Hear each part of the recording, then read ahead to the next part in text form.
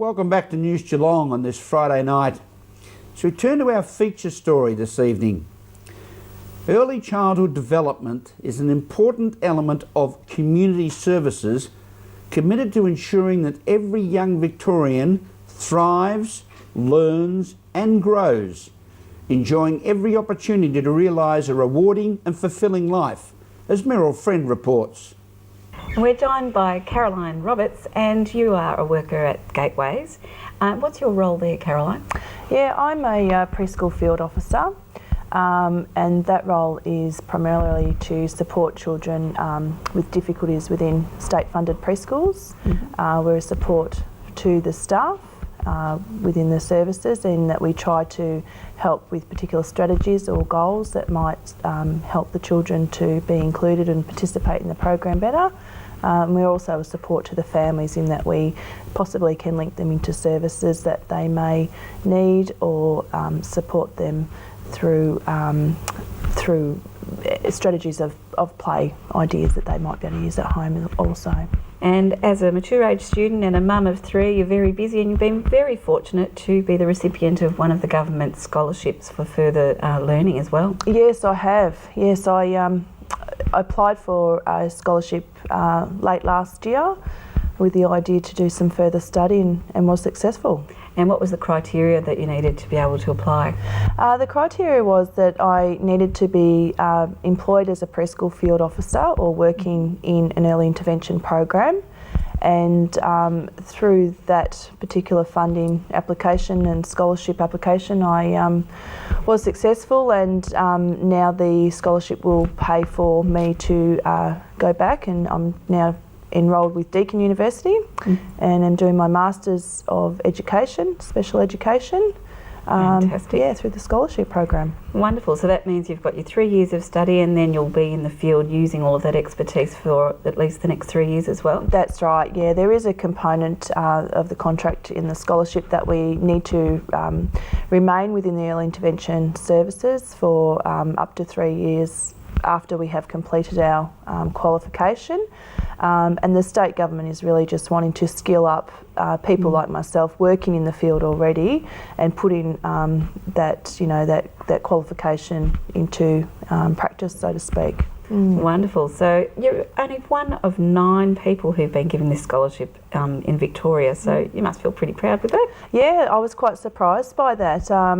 I wasn't sure how many scholarships they were actually giving out, so I'm very pleased. It's great. You and one other person from Geelong, so lots of talented staff in the education field. Certainly, yeah. Look, the early intervention field in Geelong is a very, very busy sector, and the staff work tirelessly and very hard in all the different services to ensure our children their needs are catered for, and we can give the best support we can to help them learn. And that's generally for preschool children, so then before they're getting into primary school years as well? That's right. The early intervention services are specifically for children between the ages of 0 to 6, really, before school entry. I see children within a preschool environment.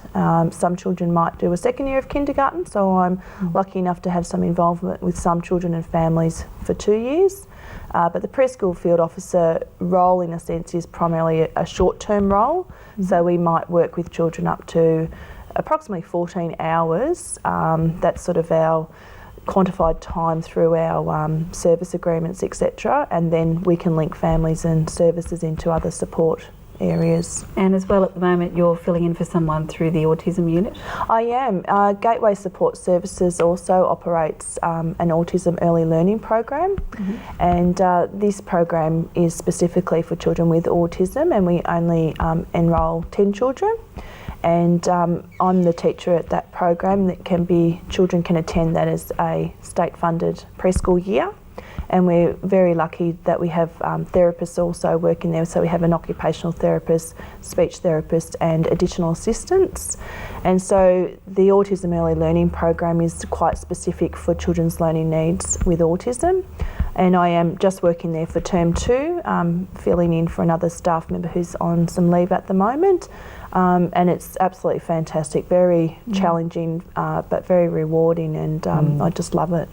Terrific. Well, we wish you all the best. You've got lots of hard work and study and assignments ahead of you in the next 3 years. Yes. And wish you all the well with it. Thank you so much. Yep, that's great. Thanks, Caroline. Thank you very much, Meryl, and congratulations to Carol. The recent Victorian Government state budget was well received at Western Heights Secondary College, as Andrea Cozza reports. Western Heights College was one of the big education winners in the state budget, receiving $13 million for redevelopment. How will the $13 million affect Western Heights College? Well, the $13 million is going to make all of Western Heights very happy. For a start, we've almost completed stage 1 of our move to Vines Road, which will allow us to move all of our junior school, and the $13 million will be part of our overall plan to move the whole of our operation there, so it will allow us to build the specialist facilities and some learning spaces for our senior students to follow as soon as possible after our Year 7s to 9s.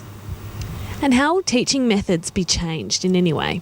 The spaces that we've collaborated with an educational planner are open, flexible spaces, and they reflect the kinds of skills and collaborations that students will need to take them into the workplaces of the 21st century. So that allows us to change groupings, to develop personal learning plans for students, so it gives them more say and oversight of their own learning programs. And how will the new teaching, how does it come into practice? We have worked with our staff over a number of years, and they've looked at different models both interstate and overseas. We trialled this on our junior site, so we actually took out some walls and developed smaller teams, and staff developed the pedagogies that went with it. So we have been working on this for a number of years, and we're looking now to transfer that to our seniors. It'll also involve ICT deliveries.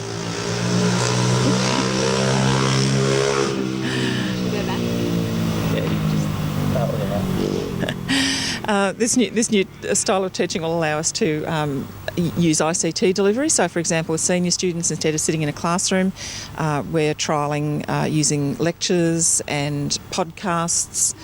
It allows students to reinforce those students who are ahead to move ahead, and those students who need a bit of extra help, they can have the message delivered several times over. It also frees up our staff to develop personal tutorials for students who really need extra help.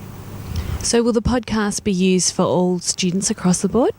No, it's a range of methods. We have netbooks and small electronic learning devices plus podcasts. So the idea would be that if students needed help, they could actually download a lecture, or a teacher could actually deliver a lesson in real time and also record it so that students who wanted to hear that again could hear it later. So it's just part of a raft of methodologies that we're trying to help students personalise their learning.